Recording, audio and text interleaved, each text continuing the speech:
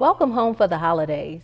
My name is Rhonda Williams and I'm a Senior Family Services Supervisor with the Newport News Department of Human Services. We recognize that this time of year can be challenging for a lot of those in our community. And we really wanted to take this time to highlight one particular segment of our population, and that's our foster care youth. The panel for this discussion is Ms. Selena Marrow-Smith. She's our Resource Parent Supervisor. We have Ms. Mary Tidwell, who is one of our foster parents. I'd also like to introduce foster parents Ray and Alicia Sawyer. Could you share why foster parenting is important to you and why you became a foster parent? Absolutely.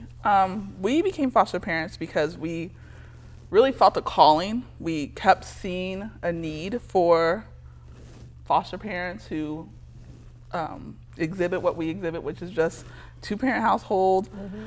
We had the space, and we just felt that we could really service our community and really walk out what we believe in our faith, which is to be loving to our neighbors by giving them a place they could put their children while they kind of put their family back together.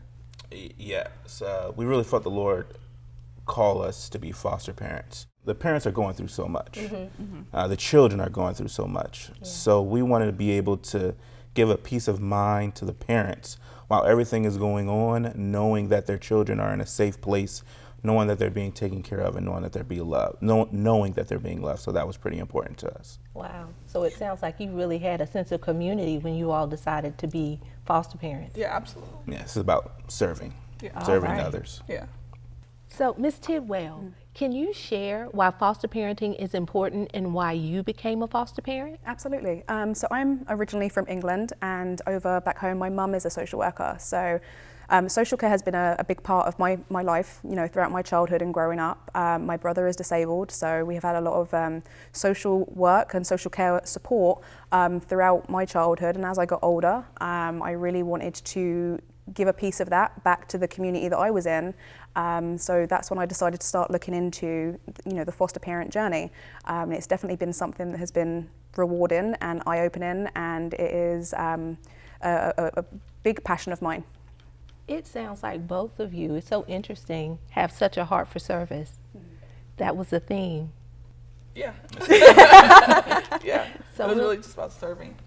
I think it'd be good also. Can you guys share how long you guys have been foster parents? Sure. Yeah.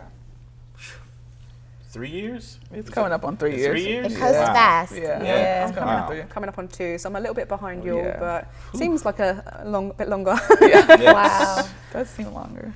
So since you guys have been foster parents and have taken children into your home during the holidays, we want to talk a little bit about having children in your home during the holidays and how you are able to have those children adjust to your home when they're away from their families during the holidays. So Ms. Tidwell, could you share? Yeah, I think one of the biggest thing is no matter whether it's the holidays or not, there's always a lot of emotions involved with coming into to foster care. And I think us as foster parents, we need to try and alleviate that and support the children through that, you know, emotional journey.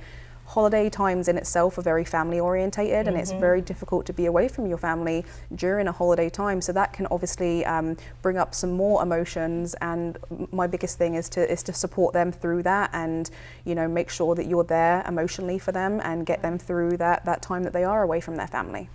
I think one of the things that we do for holidays in general, we allow them to be a part of the celebrating. Let's put up the Christmas tree. Let's bake some cookies. Let's hang the decorations outside. So making them a part of everything that we're doing, because they are a part of our family, I think it can help to alleviate that feeling of possibly missing your family, at least just a little bit. Yeah, but also at the same time making those things optional, because of this time being difficult, and I know for children who've been in our care, it's been very difficult this season, allowing them to not have to participate. So if they decide they don't want to hang decorations on the tree, it's not punitive, it's okay, you don't have to participate. Participation is optional.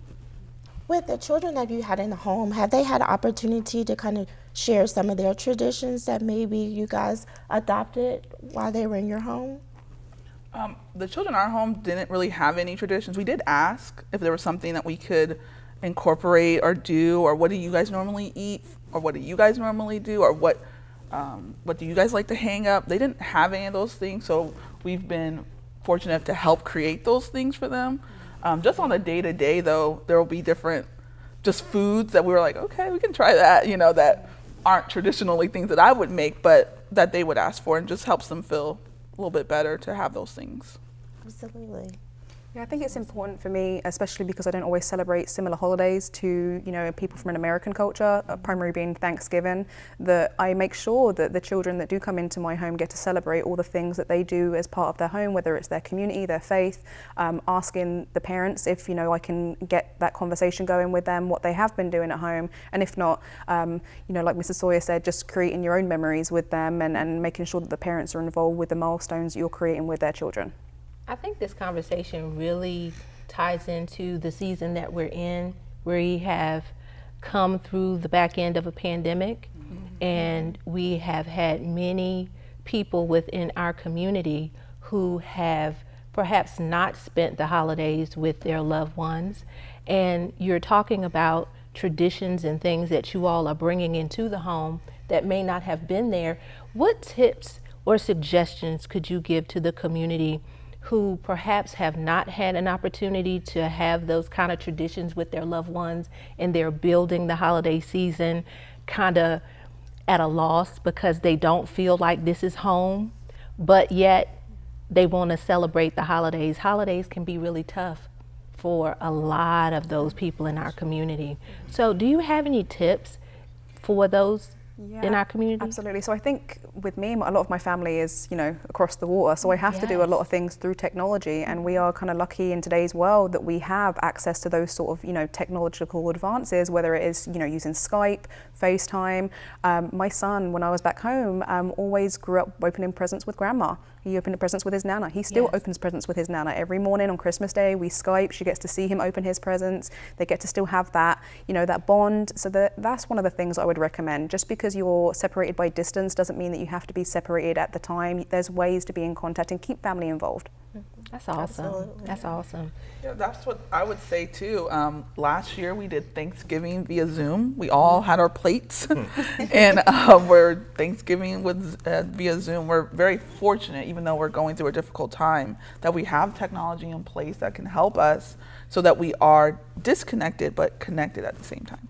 And I think this is a good opportunity for individuals that are away from home to create new traditions, and also maybe volunteer and other things that you can do to give back. And again, I think the Zoom parties were real popular last year. I think a lot of our families had to, try out that experience the first time. And so I think I heard a whole lot of good positive feedback about that, being the opportunity to connect with individuals that you maybe hadn't connected with before, or you didn't spend Thanksgiving with before. You had the opportunity to do it through that technology. Absolutely. We had talked earlier about just the things in the community that we can do to kind of create and plan activities for those who may be feeling like, I feel kind of displaced, and the city has a lot of things going on. We got the celebration and lights. We've have the tree lighting and other things that are happening in City Center. So there are lots of things that people can get involved in during this holiday season that can kind of build their own kind of tradition here at home. Some other tips that we had talked about were kind of treating yourself to a memorable experience, and as you had talked about, volunteering your time, and just being strategic about how you combat loneliness. Yes. And we have really learned a lot from you all about how you all are incorporating these young people into your family and into your lives. It sounds like you all feel like foster parenting has been really fulfilling for you. What would you say to the community about anybody interested in becoming a foster parent? What would you say? Do it. That's what I would say. I would say do it. It has been, when we talked about, we got into it to serve. We got into it kind of putting ourselves secondary, And I always talk about how I went to bless a family and ended up getting extremely blessed. I mean, children just love so abundantly. And that doesn't mean we haven't had challenges or hard times or times where we didn't feel that loved, but at the end of the day, like they just make your heart just kind of explode. And just being able to see them experience things that to me are kind of like, yeah, I mean, yeah, that's just the tree lighting up, you know, but to see it for them and they're just like in wonderment of something that we kind of take for granted seeing all the time. I would say patience is something very key. Absolutely do it. And patience is the key. Being a foster parent has helped me to become a better person, because it teaches me patience. It's been teaching me understanding. It's helped me to look at things differently. You know, you don't just say that that's a bad kid. All these kids aren't bad. These kids are going through something. They've experienced something. They're going through trauma. So it's helped me to look at things through a different lens, to understand, and also to parent from a different way. We've had to, what we think is a good way to parent our children may not be a good way. And you throw stuff at the wall and you're like, well, that didn't work. So it's a learning process. So you have to be patient and you have to adapt, because things are different. It's not a normal household, but you do your best to try to make it as normal as possible. That's awesome. I would say it's been a very humbling experience. That's good. I think there's a lot of things that I took for granted, and then you see them through the eyes of a child that hasn't experienced that before, and it makes you humble. I think the other thing that I get talked about or asked a lot when I mention that I'm a foster parent is, I would love to do that, but I don't have the time, or I don't have the capacity. I think what I would say to viewers out there is there's different ways you can get involved. You don't have to be a full-time foster parent. We are always looking for respite parents. So if you wanted to come along and give the full-time foster parents a break, there is different ways to get involved. We're also always looking for donations. One of the things that I think I've probably experienced is when the kids come, it's usually from an emergency, removal. So they don't always come with things that they need. So I would think, if you're a church looking for ways to get involved with the community, how about care bags? We can make them like toiletry gift bags, something that they have for themselves when they're going into a new home to make them feel a little bit more human. It's a traumatic experience, and I think any way that we can facilitate that and ease that for both the parents and the families that are going through it, I think is a good thing. So there is different ways to get involved. You don't have to be a full-time foster parent. Yes, and I think as the resource foster parent supervisor, I would just say flexibility. You have to be very flexible. You can get a call at 2 a.m. Yep. You can get a call at 8 a.m. or all throughout the 365 days. And just having that flexibility of being able to move with things as they go. This process, I'm pretty sure that you guys would say, once you get your placement, goes really, really fast. And just being able to have some flexibility in your schedule, in your time, so that you can be able to take care of the needs of the children once they're placed in your home is also a very important, I think, skill to have. Absolutely. This conversation has really highlighted that the love and commitment is definitely something that is needed, but it also takes intentional work. Oh, yeah. Because while the love is there, Yeah. there is also some work that has to be done. It's intentional, what I'm hearing you all say. Oh, yeah. And it's been something that you all have taken on so well. We are so blessed as a city to have you all as our foster parents. And it kind of segues into the conversation about how folks in the community can become a foster parent. In 2019, we started our campaign, Our Kids, Our Community. Because of the pandemic, we was not able to fulfill our goal, our 60 families, in 2020. We are reinitiating our campaign for the 2022 year, and we're looking to recruit 20 new foster homes for our children so they can remain in their communities, near their friends and families, and continue to go to the same schools that they're familiar with. If you're interested in being a foster parent, you can contact us at 757-926-6283, or you can email us at fosterparenting@nnva.gov. Our next information session will be January 27th, 2022. This will be a virtual event. If you would like to attend, please RSVP to fosterparenting@nnva.gov. Thank you for joining us for this conversation. We have enjoyed hearing from Mr. and Mrs. Sawyer, Mrs. Tidwell, and from Selena Marrow-Smith, who's our resource parent supervisor. We thank them for taking the time out to come and talk to the community.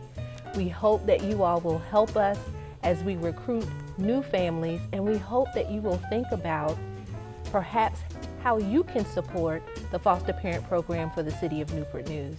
We hope you have a wonderful holiday season, and we look forward to this being the first of many occasions where we can talk to you about the foster parent program. Have a happy holiday.